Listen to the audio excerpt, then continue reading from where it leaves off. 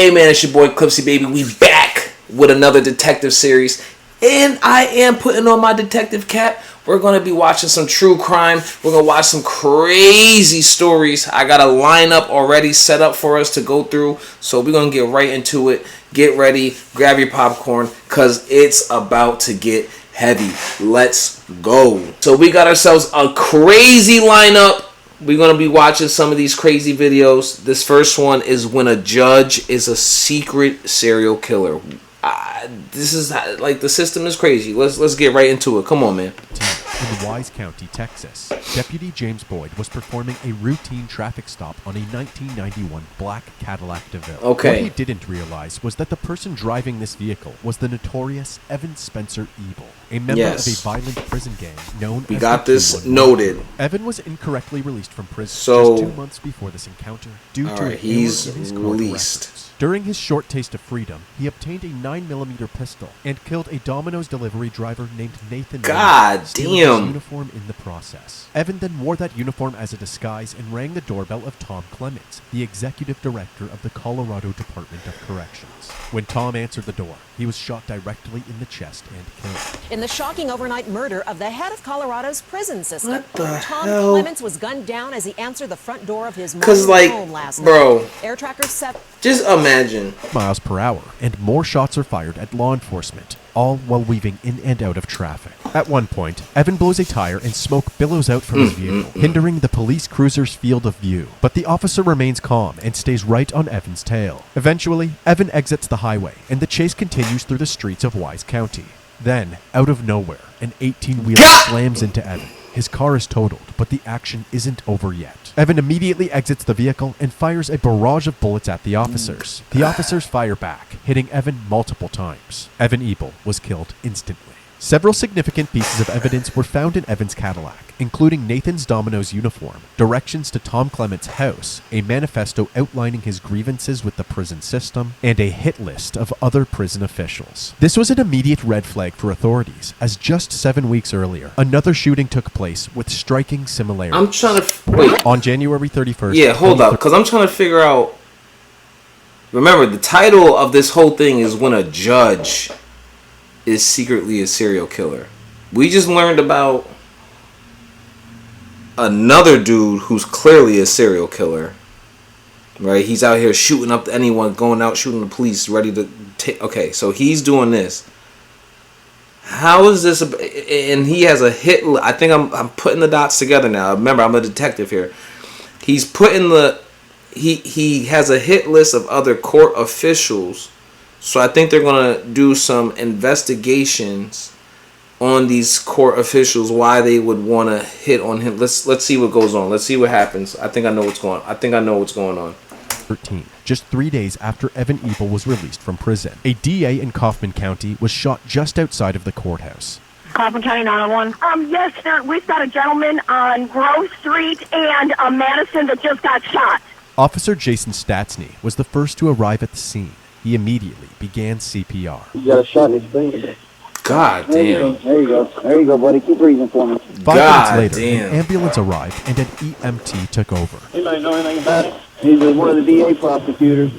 The victim was 57-year-old Mark Hassey, the chief assistant DA for Kaufman County. The scene was quickly secured, and Mark was loaded into the ambulance. Soon after being transported to the hospital, he tragically passed away. With the shooter at large, the courthouse was shut down for the day, and police began to canvass the area. Right Witnesses outside stated the that courthouse. The shooter was wearing all black with a covered face, and that they fled the scene by hopping into the passenger seat of a getaway car, a silver or light-colored 4-door sedan. Another witness claimed to have heard Mark's final words, "No, I'm sorry," right before he was shot. Investigators had a feeling that one of the criminals Mark prosecuted sought revenge through a targeted killing, and Mark's final words only supported this theory. While they worked to verify this hunch, District Attorney Mike McClelland made a public statement where he addressed the shooter directly. My name's Mike McClelland. I'm the criminal district attorney for Kaufman County. We lost a really, really good man.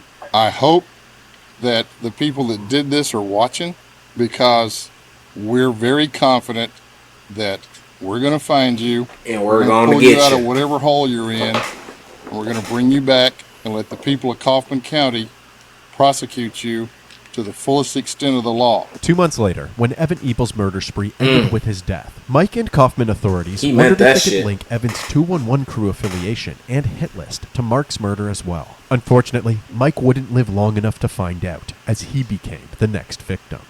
District Attorney Mike McClellan and his wife Cynthia have been found shot to death. It is the second shooting of a prosecutor in the small Texas town this God year, damn. coming just 2 months after Assistant District Attorney Mark Hasse was shot dead outside the local courthouse on his way to work. On March 30th, 2013, friends and family were unable to get in touch with District Attorney Mike McClelland and his wife Cynthia. When they went to check on them, the door was unlocked. Inside, they immediately noticed shell casings at their feet. They feared the worst, and after moving toward the living room, Cynthia was found lying motionless in a pool of blood. Further into the house, they discovered Mike's body as well, riddled with bullets. The McClellans had been brutally murdered. Authorities rushed to the scene and spent the night processing it. It was discovered that the McClellans had a home security system that kept track of any movement detected in the house. All movement stopped by 6:42 a.m. that morning, indicating that the shooting must have taken place around this time. News quickly spread of the McClelland murders, and while nice hundreds house. of investigators got to work, a multitude of tips Nice poured big in from the roof. public.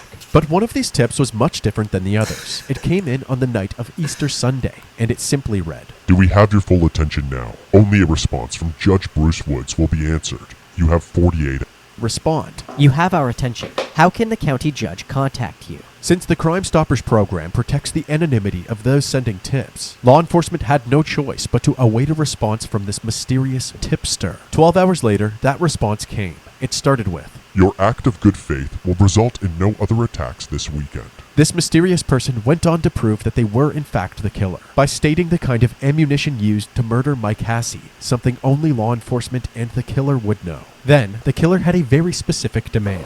Judge Woods must offer a resignation of one of the 4 main judges in Kaufman. My superiors will see this as a first step, ending our action. Do not report any details of this arrangement. You have until Friday at 4 p.m. We are not unreasonable, but we will not be stopped. Law enforcement then responded yet again. We are working on your Bombaclat. demand. A lot has been put out to He the media. definitely Can should you have give kept us his additional mouth closed. details that are specific to That's this what always case and not happens. known by the press? Unfortunately, happens. the conversation ended there, leaving law enforcement wondering if these were threats coming from Evan Ebel's fellow gang members. Ebel was a member of the white supremacist prison gang called the 211 Crew. In recent years, experts say ultra-violent white supremacist prison gangs like the 211 Crew and the much larger Aryan Brotherhood, the subject of this National Geographic investigation, have expanded their criminal enterprises outside the prison walls, selling drugs and running guns, all directed from behind bars. They devised all kinds of codes, so they might send out a letter that looks like a quite benign letter but is actually directing a hit or some other kind of criminal activity. Still, experts say it is extremely rare for prison gangs to kill top officials because to do so means all-out war. Tonight, war may well be what the 211 Crew has on its hands. With the possibility of more organized gang violence on the way, detectives were in overdrive, searching for anything or anyone to help identify Mike and Cynthia's shooter. While reviewing surveillance footage from So we got businesses 3 around bodies. the McClelland household, a white Ford Crown Victoria can be seen speeding through the streets. Meanwhile, another team of investigators were taking a look through the past cases And- involving both Mike McClelland and Mark Hasse. From these case files, a new suspect emerged, former Justice of the Peace and Mensa member, Eric Williams. Why? In 2011, Eric was arrested and charged with felony theft. This Mensa-certified genius seemed to have forgotten that there were cameras in the courthouse when he stole 3 computers. Following his arrest, he was brought to the interrogation room for questioning. Okay, Judge, before we get started, He's the judge. you're an attorney, you're a judge, so you know this, what does that do? Okay. I know you gotta read. Okay. It's been an ongoing kind of thing where I tell the IT people, look, that I need to keep improving things. I understand, but you hadn't put any kind of written request, nothing like that's been documented, dog. No, nothing like that. I don't think that you actually believe, I mean, you're an educated person, I see your class ring on your finger, that you can just walk into the ID department and say, I need a monitor, I'm taking that one. I mean, I mean, yeah, I mean, well, in Coleman County or? Well, I mean, there's businesses that, yeah. Eric was offered a plea deal, which would reduce the Yeah, I charges mean, from a I'm be felony honest, to a like- misdemeanor. But he refused this offer. like, like, yeah, there are businesses where, you know, you could go to the IT department and say, hey, I need this monitor, and they're going to bring the monitor. I mean, but the thing is, they do need to check it on their own systems, and they need to make sure that it's tracked at least. You can't just go in and take it. So I guess there is a little bit of that. All right, here we go. All right. And the case was sent to trial. The prosecution team consisted of Mark Hasse and Mike McClelland. Eric was ultimately found guilty. He was only sentenced to 2 years probation, but what really stung was that he was now a convicted felon. As a result, his position as Justice of the Peace and his law license were revoked. Following Mark and Mike's death in 2013, Eric was asked to take part in a police interview. He refused to speak with the investigators following the advice of his attorneys. However, Eric had no problem speaking with the media, giving his 2 cents throughout the investigation. First, I want to say that my deepest condolences go out to the McClelland family and all the people in the courthouse, most of which I know cooperate with law enforcement. I certainly wish them the best in bringing justice for this incredibly egregious act. Has anyone connected with this investigation suggested to you that you are a person of interest in the investigation? No. Did you bear either of those men any kind of grudge? No, absolutely not. My heartfelt condolences go out to both the McClelland family and the Hasse family, because they were in public office doing the right thing, and for some reason that we're not aware of, have paid the ultimate price for that. While Eric segued between several media outlets, investigators continued to look into him as the prime suspect. To their surprise, Eric had no record of ever owning a white Crown Victoria. Thankfully, on April 11th, 12 days after the McClelland murders, Eric fired his attorneys and reached out to the authorities to cooperate. Detectives immediately headed to Eric's residence to interview him. Hey, Eric, I appreciate it. Thank you very much. Do you understand why your name pops up in all this? Absolutely. Oh, no. Well, did you have anything to do with it? No, absolutely not. As expected, Eric insisted that he had zero involvement regarding the murders. I'll be right here, brother. Decided to take a different angle. You don't have any more? You got rid of all of them? One gun I'm trying to sell, and it's just hard as hell to sell. Hey, just curious, how many guns did you used to own? About 16. About 16 15 guns. of them? For context, since Eric is a convicted felon, it is illegal for him to own any firearms. I'd love to go back and say, there's no guns in your house. If we looked in that house. I guess we could just look in there real quick. Without probable cause, the detectives are unable to legally search Eric's home, unless he grants them permission himself. But you don't mind us going out there and looking? Okay. I'll take that. With permission now granted, the detectives begin their search. Audience still rolling. Do you still have any ammo or anything? The only ammo I would have would be for that. As Eric stated earlier, he had apparently sold all but one of his 16 firearms. But as they move from room to room, they uncover a host of weapon attachments. Hey, Eric, I'm just curious. You're selling all your guns. Why didn't you say your spotting bullets and stuff? You got to do everything yet? Here, what is that? Is this a taser or something? The taser they just discovered is actually a thermal sensor, otherwise known as a heat seeker, which can be used for night vision. Since the McClellands were believed to have been killed before sunrise, the detectives used this along with the suspicious amount of firearm attachments as probable cause for a proper search warrant. The next day, on April 12th, 2013, the search is in full swing, with Kaufman County investigators and the FBI working together. During His this lawyers search, told they him find to even shut more up. than they were hoping for. In a filing cabinet in the garage, they found the vehicle registration for a white Ford Crown Victoria. They also found a scrap piece of paper. Written on it was an anonymous tip website and a password. When the police gained access to this account, they confirmed that Eric was the one taunting and extorting law enforcement. We are not unreasonable, but we will not be stopped. Authorities have arrested 46-year-old Eric Williams. There you go. He's charged with making a terroristic threat after searching his home. Williams is the former Justice of the Peace in Kaufman County, a position he lost last year when the DA's office convicted him of theft.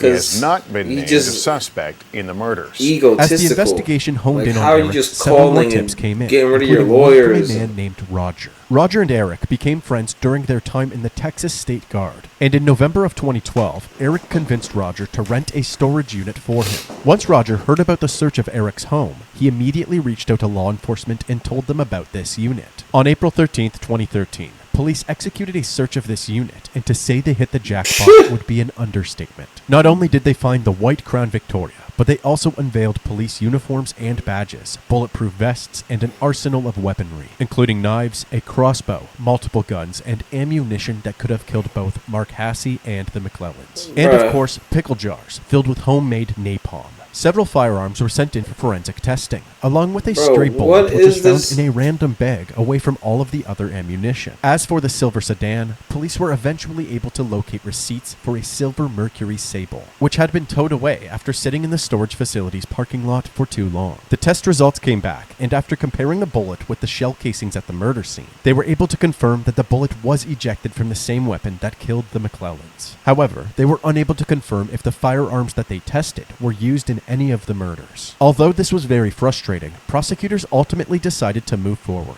On April 18, 2013, Eric Williams was charged with 3 counts of capital murder. In capital murder cases, the state divides the trial into 2 phases, the guilt phase and the penalty phase. During the guilt phase, a jury decides the defendant's guilt or innocence. If the defendant is found guilty, the trial moves to a penalty phase, in which the jury receives additional information and decides whether or not the defendant should be executed. The guilt phase began in December of 2014 and was only addressing one of the 3 charges, the murder of Cynthia McClelland. This was devised by the prosecution team so that if anything went wrong in the first trial, they could essentially get a second chance through another trial. Prosecutors summarized the investigation to the jury, portraying Eric as an egotistical and calculated killer who would go to great lengths for revenge. This is my chance to tell you the story of the murders of Mike and Cynthia McClelland. He sent an email into law enforcement claiming credit for the murders, thinking law enforcement would never figure it out. Look at him smiling, smirking. They also used the storage facility's surveillance footage to establish a timeline of the crime. At about 6 a.m., the Crown Victoria can be seen entering the parking lot, then leaving 12 minutes later at around 6:12 a.m. Then, after killing the McClellans at around 6:42 a.m., the vehicle heads back to the storage unit, arriving at 7 a.m. 17 minutes later, a black SUV can be seen leaving the area. The defense, on the other hand, focused on the weak points in the prosecution's case. Eric Williams did not commit these murders. There is no known murder weapon in this case. There's no one who can place Eric Williams in that scene at the McClellan home. No one. The prosecution called an onslaught of witnesses, meticulously breaking down each and every piece that's of his evidence. That's his defense. As You know for the he got defense, shit they called on his. no Look at him. witnesses during the guilt phase of the trial. They simply believed that it was unnecessary since the state failed to prove Eric's guilt He don't beyond a believe reasonable nothing doubt. he's saying. However, the final say would go to the jury, and after 90 minutes of deliberation, a verdict was reached. We, the jury, unanimously find the defendant, Eric Lyle Williams, guilty of capital murder as charged in the indictment. Eric Williams was found guilty for the murder of Cynthia McClelland. It was now time for the penalty. Since she was protected by spousal immunity, she was not forced to testify against Eric. However, as part of her deal, they asked that she provide testimony during the penalty phase of the trial. She agreed. It was a cold day, and there was excitement in the air. He came up with a plan to dress like law enforcement. He was modeling it for me. Described to the members of the jury what he was modeling the night before. I want to say he looked like he was in the Army, or SWAT. He had a bulletproof vest that had sheriff on the front. That more than likely Mrs. McClellan was going to answer the door and he was going to introduce himself as a policeman. You may be wondering why Cynthia had to die if Mike was the target. Kim explained Eric's simple reasoning to the court. She would be there as a witness, and he described it as collateral damage. What did he tell you about how Cynthia McClellan died? Sick. He told me that he had to shoot her an extra time because she was still moaning. That night, Kim and Eric celebrated the double murder by having a feast. We had steaks on the grill, and Eric cooked those. At your parents' house? At my parents' house. God damn. That's correct. During the guilt phase of the trial, the prosecution team was not allowed to bring up the details of the Mark Hasse case, so they used this opportunity to bring the jury up to speed. Did you agree to that? Yo, this is crazy though, because they went to her parents' house to go eat steaks. Is crazy. Yes, I did. You knew what was going to happen. Yes, I did. Why did you agree to drive to the murder of Mark Hasse? I was so drugged up, and I so believed in Eric and everything that he told me. His anger was my anger. Kim went on to recount the moments following Mark's shooting. As you're driving away from the scene of the Hassel murder, Yeah, it makes sense. what is his mood like? Happy. What is your mood like? Happy. She also recalled driving to a What bridge the one night fuck? with Eric, where he threw a bag into the lake below. You know what was in the bag? I knew that it was guns. After 7 months of searching, the bag was found at the bottom of the lake. It turns out that it wasn't a bag at all, but rather a Halloween mask that Eric wore during Mark's shooting in order to conceal his face. Inside the mask was 2 revolvers, one of which was confirmed to have killed Mark. A You can imagine Halloween the terror that's mask. going through Mark Hassel when he recognized and heard the voice. What Kim the also revealed fuck? that Eric had several more victims in mind. This hit list included a judge that he planned on killing in a more creative way than the others. And who else? Judge Ashworth. How did he tell you he was going to kill Judge Ashworth? He was going to shoot him with the crossbow. She just up here snitching. Drive in an extra kind of FU. He's going to bore a hole in his stomach and pour it in. The defense tried to combat this disturbing testimony with a small army of character witnesses. No matter how hard the defense worked, Eric's fate was ultimately left to the jury, and on December 17, 2013, Eric Williams was sentenced to death by lethal injection. He's ordered by this court to carry out the sentence of death. As of November God 2020, damn. Eric is still on death row and is appealing his conviction. Kim Williams pled guilty to the murder of Mark Hassel and was sentenced to 40 years in prison. So, what did that have anything to do with the first thing? Pretty much the only thing I have to say is you, Eric Williams.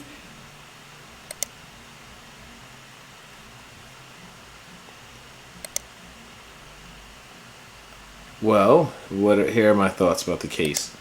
What the hell did that have anything to do with the first part of the thing? I don't know, but that is insane. So